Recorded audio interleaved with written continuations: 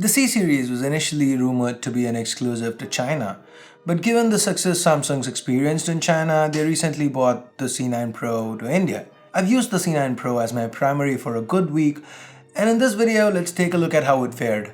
But before we do, if this is your first time here, or in case you just can't remember, you know why, my name's Ash, this is C4E Tech, and you're watching our full review of the Samsung Galaxy C9 Pro. Let's get started.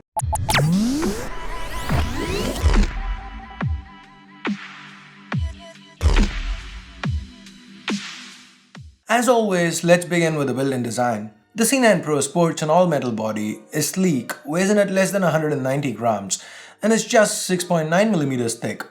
It is quite slippery but feels very well built. To the back, we've got a 16-megapixel camera with a dual-tone dual LED flash and the Samsung branding. To the front, on top, we have yet another 16-megapixel shooter, the earpiece, sensors, and a notification LED. That's then followed by the Samsung branding, a 6-inch display. At the bottom, we've got the physical home key, flanked by capacitive keys that are indeed backlit. The home key here also has a fingerprint scanner built in, and just like with the Galaxy J7 Prime, this is an active scanner. You don't need to press the home key to wake the C9 Pro from sleep and unlock the phone. It's not great with both speed and accuracy. It is much slower than phones that are even priced much lower, but it works. The best thing I could say about it is the fact that it works better than the swipe ones found on the likes of the Galaxy S5. Samsung could have and should have done better here. What they have done well is the display, because they've used a Super AMOLED display that's covered by Gorilla Glass. The resolution is Full HD, that when spread across 6 inches results in a pixel density of about 365 pixels per inch. For most scenarios excluding VR, that's good. Given that Super AMOLED means great inky blacks resulting in excellent contrast, this is quite a good display. It also gets bright enough so that legibility outdoors is not a concern. The viewing angles and color reproduction are spot on too. Now it's worth mentioning that the earpiece up top also doubles as a stereo speaker, an implementation not unlike the one found on the likes of the iPhone 7 and iPhone 7 Plus. The other speaker is found to the bottom along with the 3.5mm headphone jack, a USB Type-C port, and the primary microphone. The audio via the speaker is not too loud, but the quality is good. Anyway, the volume rockers are present to the left, there's a secondary noise cancelling microphone up top, and a power button to the right along with two trays. The large one takes 2 nano SIM cards, where the smaller one is a dedicated SD card slot. Nice. Like I said at the start, the build quality itself is excellent, but the overall sheer size of the phone, due to the fact that it's got a 6-inch display, means it's not very ergonomic, especially when you add that slippery metal back to the mix. So while the excellent display will make for great media consumption, you need to realize that you'd be trading away a bit of comfort with regards to ergonomics, especially when you're actually taking calls on this guy. Talking about calls, the cellular reception and call quality were great too. The Indian variant supports GeoVolt out of the box. Now underneath the hood, we've got the Snapdragon 653 chip powering the C9 Pro. The 653 is a marginal upgrade over the Snapdragon 652 and brings with it an 8.5% boost in clock speed. The A72 cores now go up to 1.95 GHz, there's 6 gigs of RAM, a first for Samsung, and 64 gigs of onboard storage. With day-to-day intense usage scenarios like gaming, the Adreno 510 GPU inside had little trouble running anything we threw at it with ease. The gaming performance was quite snappy and the C9 Pro did not get hot either. By the way, all this is backed up by a 4000 mAh battery with support for fast charging.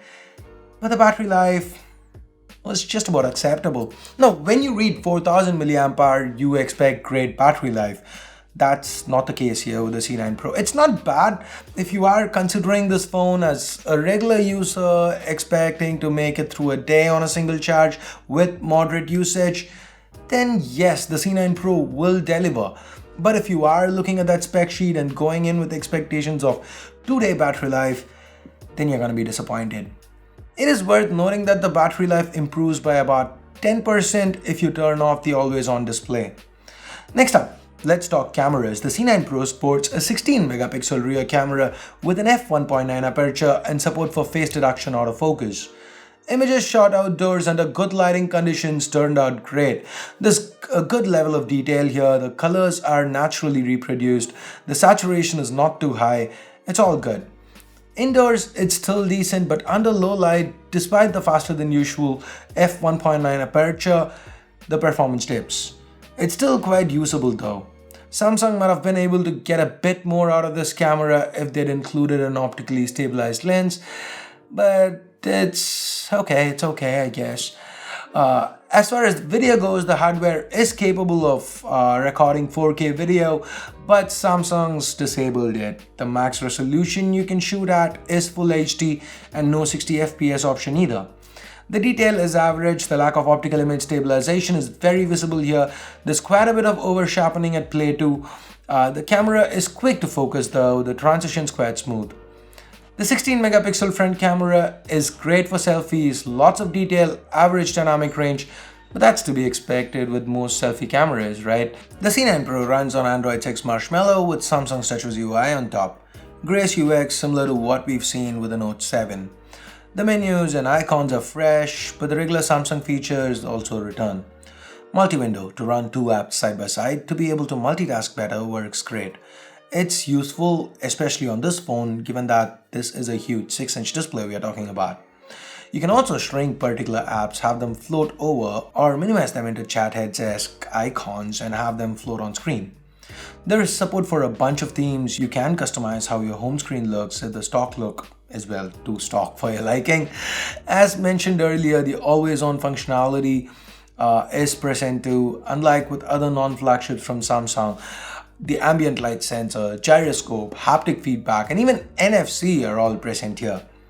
With day-to-day usage, the C9 Pro performed great. Apps opened up quick, there was little to no lag, and everything felt fast and snappy. RAM management was top-notch too. Now on that note, let's talk price. The C9 Pro is priced at 36,000 rupees here in India. That's close to the asking price of the 128GB variant of the OnePlus 3T. So, should you get it? Well, if you are trying to pick between the OnePlus 3T and the C9 Pro, you should probably just get the 3T. So, is the C9 Pro a bad device? Is it overpriced? Not exactly. It is an excellent premium mid-ranger from Samsung with premium pricing.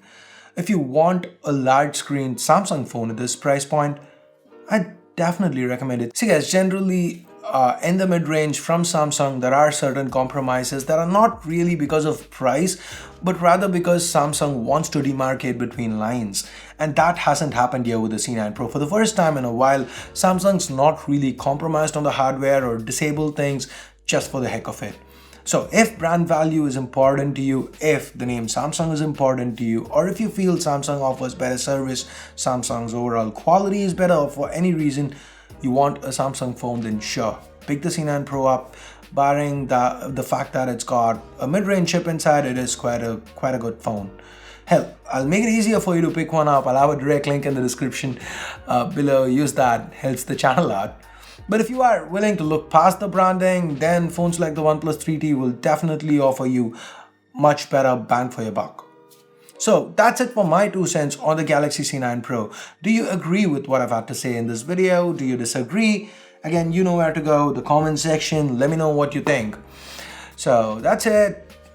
If you hated this video, if you felt meh, go ahead, vote it down. But if you did like it, well, even if you didn't, you've made it this far, so go ahead, give it a big thumbs up and hit that subscribe button down below if you haven't already.